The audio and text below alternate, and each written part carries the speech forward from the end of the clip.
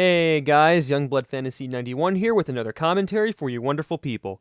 Why is it that Britons always initiate pandemonium in our little community? I mean, seriously, you can't go around here without hearing about Foxtrot the Ultimate Lima's substandard commentaries and his oversensitive reactionary attitude he has towards those who criticize, GST's constant attempts to gain sympathy points by constantly self-deprecating himself and threatening to leave YouTube more than once, or Blue Planet 64's inability to understand that autism is not a race, but more on that chap later. Today we are going to look at another Briton who feels that commentaries are the difference between life and death, and Hero is the only route to take despite not choosing the more feasible option of, oh I don't know, listening to feedback and learning from it? And the fact that he simply labeled this video sad face indicates how much thought he invested into his attention whoring. Anyway, I'll listen in and I'll see what I have to say about this. Also, changing the music because the unneeded melodrama makes my stomach churn.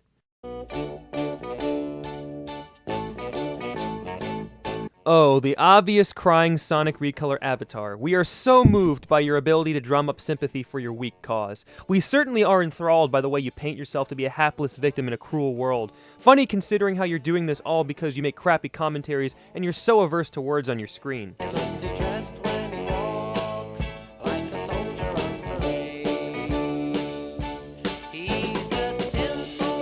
Ooh, long slow fade transitions make it look so dramatic. This guy knows his drama more so than TNT. And wait a minute, if you cannot believe you're so ass-pained, then retrace your steps. What got you ass-pained? Words on a computer screen. Why? Because you let that get to you. Now you're going to unnecessary extremes. All because people like 8-Bit Fox and ZM Anonymous pointed out legitimate flaws in your videos. To describe you as spineless is an understatement.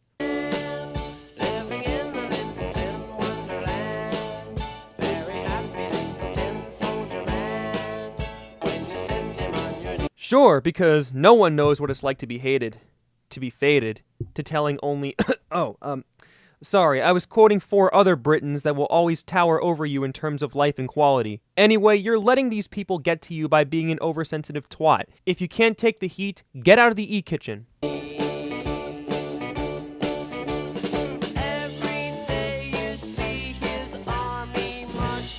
Okay, this is suicide announcement number 476,683 on the internet, and 9 times out of 10 they don't follow through, so I'm going to consider this a last-ditch attempt to have people suck up to you and not take this seriously at all.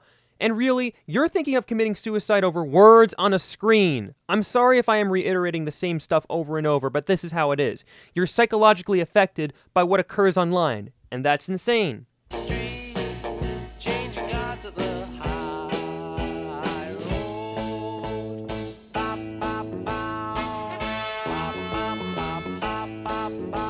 We'll see how far that goes, buddy. In all honesty, trivializing suicide really makes you look like a massive fool, especially over commentaries. Why is it that people take things so to heart online to the point where they do a balancing act over the boundary between life and death? $5 says he pulls a GST and takes back everything he says, just like the thousands of other Sonic fagolas that did the exact same thing.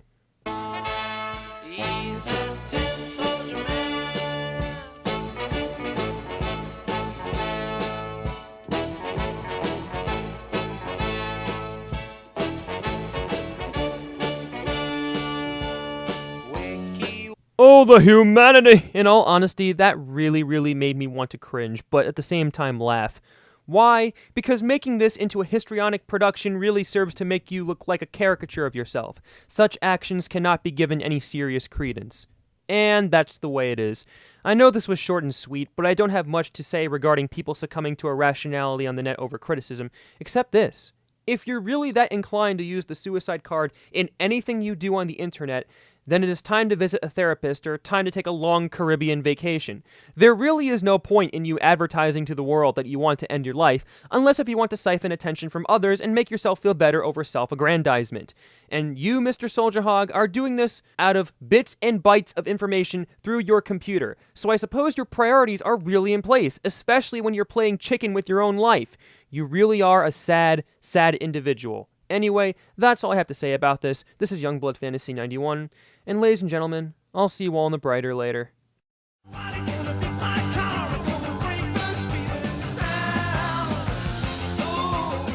By the way, let's give needed respect to a better Briton who deserves credit for living a full life. R.I.P. John Lord.